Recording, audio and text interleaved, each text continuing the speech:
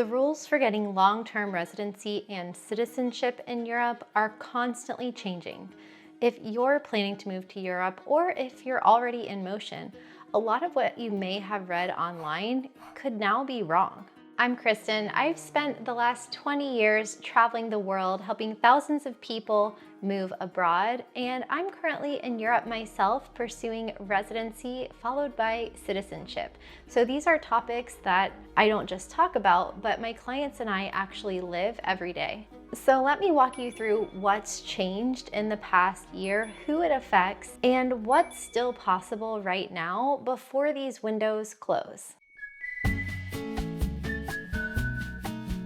Let's start with Portugal, because for years it has been among the most popular places for my clients to move to, but also worldwide. Portugal often ranks among the best places to retire in the world, as well as for remote workers and also families, people who are looking for a better quality of life, a lower cost of living, a mild climate year-round, and a population that was actually welcoming to them. But if you followed Portugal a lot online and on YouTube, you know that the sales pitch for Portugal was always the same. It was a fast track to getting European citizenship, 5 years to be exact. But this year, a new law came into effect that essentially doubled or even tripled that citizenship timeline. So what actually happened was that qualifying residency period to obtain Portuguese citizenship jumped from 5 to 10 years for most people, including Americans. But if you're from a country like Brazil, which is Portuguese speaking, it went from 5 to 7 years. Now, the part that hasn't gotten a lot of attention, but that is probably the most painful aspect of this, is that your residency clock doesn't start when you enter the country. It starts when your residency becomes official and you receive your card. So not from the date that you apply, but from the date that that card is issued. And if you know anything about Portuguese bureaucracy, you know that can take a long time. So what some experts on the ground have been saying is that it might not be 10 years until you get citizenship. It could be closer to 12, 13. I've even seen estimates of 15 years waiting on the Portuguese bureaucracy, and that wouldn't surprise me. Now, one important nuance that is really making a lot of people angry is that no one's grandfathered into this system. If you've already applied for your Portuguese citizenship, you can stay on that path. But if you are at 4 years and 10 months or 11 months, you're out of luck and you have to wait another 5 years to be able to apply. So I don't think this really affects people that were planning to live in Portugal permanently anyway, because you can still stay there with your permanent residency. But it does affect people that move there specifically for that, only to want to move to another country once they had their passport in hand. But the good news is that Portugal as a place to live hasn't changed. It still offers the D7 and D8 visas, which are among the most popular visas for Americans moving to Portugal. It's still a friendly country, still has a low cost of living despite those housing prices, still has good food, and is still generally a great place to live. The permanent residency category at 5 years hasn't changed, and after 5 years, you still have the right to live and work in Portugal,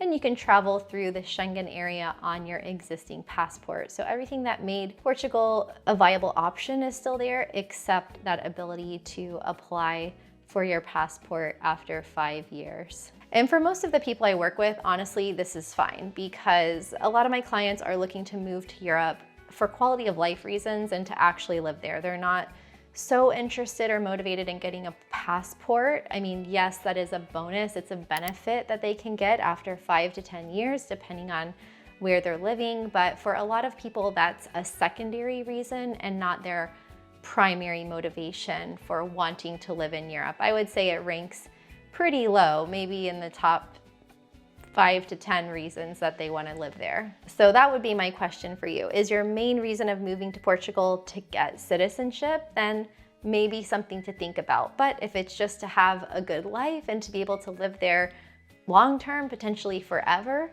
then it's still a good option, with or without the passport. Italy is a country that I think has hit people the hardest emotionally because for generations, an Italian passport through ancestry felt like something that was just there. It was accessible. If you had a great grandparent from Italy, you could trace that line and easily get your passport. And sure, it was slow and paperwork heavy, but it was a path that millions of people were counting on. But on March 12th, 2026, Italy's Constitutional Court upheld Law 74 of 2025. What that ruling did was essentially cut the path to citizenship by ancestry down to 2 generations instead of 3. So you had to have a parent or a grandparent instead of a great-grandparent to be eligible for your Italian citizenship. And that affected millions of people around the world and a lot of Americans who were already preparing for that process, spending a lot of time gathering their documents. And I was one of those people. I had been lightly researching it over the years. I wasn't 100% sure if I could qualify because technically my grandmother was born in the United States and her parents gave up their citizenship to become US citizens. So it can get pretty complex. But in hindsight, I think that I probably could have qualified before the law changed. So if you're watching this and realizing that you are in the same boat, you're not alone. And I know a lot of people that work with Americans, especially who are trying to get their Italian citizenship, have been hit with a lot of questions, a lot of emails from people who thought that this doorway was open for them in the future when they had more time, when they retired, and now that door is closed. Another ramification of this was lawsuits. So a lot of people sued the Italian government to be able to continue on that process or qualify for the citizenship. From what I've heard, a lot of those lawsuits have been thrown out, but there are some that are still being upheld in the courts. So if you or someone you know is in a lawsuit with Italy, then let us know your experience in the comments. But the good news for Italy is that similarly to Portugal, there are still paths to live there long term.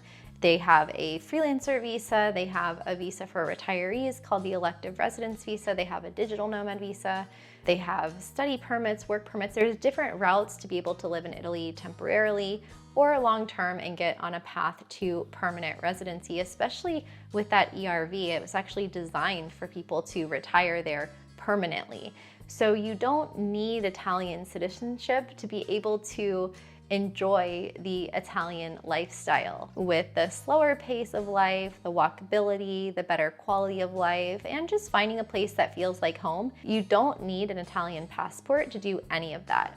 And if you want to live there long-term and naturalize as a citizen after 10 years, you still have the option to do that as well. I know that the ability to buy a passport or get a passport through descent is very appealing because it's a lot faster than doing it the old-fashioned way. But if you're really committed to a country and its culture and learning the language and being a part of that community and society, then living there is a viable path.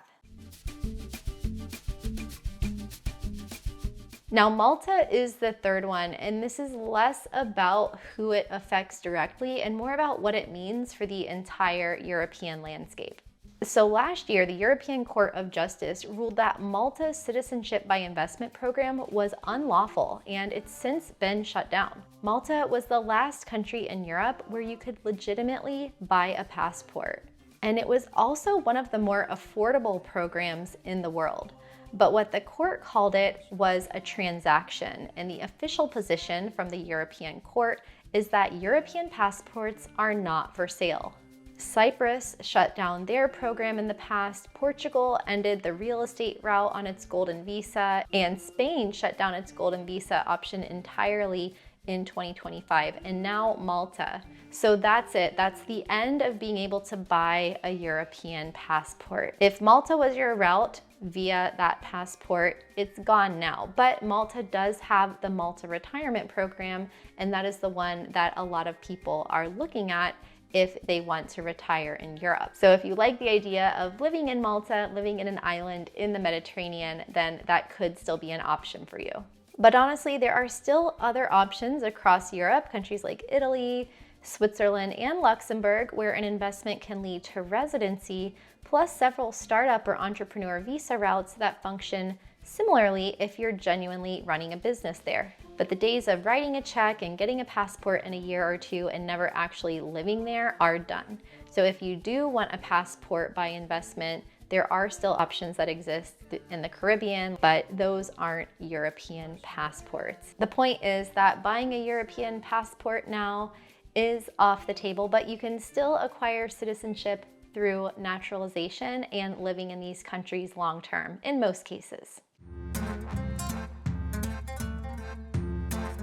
Now, Germany is also worth mentioning, but unlike the other countries we've talked about so far, in this case, the changes go in both directions, right? So pros and cons. In June of 2024, Germany made a significant change. It started allowing dual citizenship for everyone, because before that, to become German, you had to give up your original passport, but that's no longer true, and anyone naturalizing in Germany can now hold both.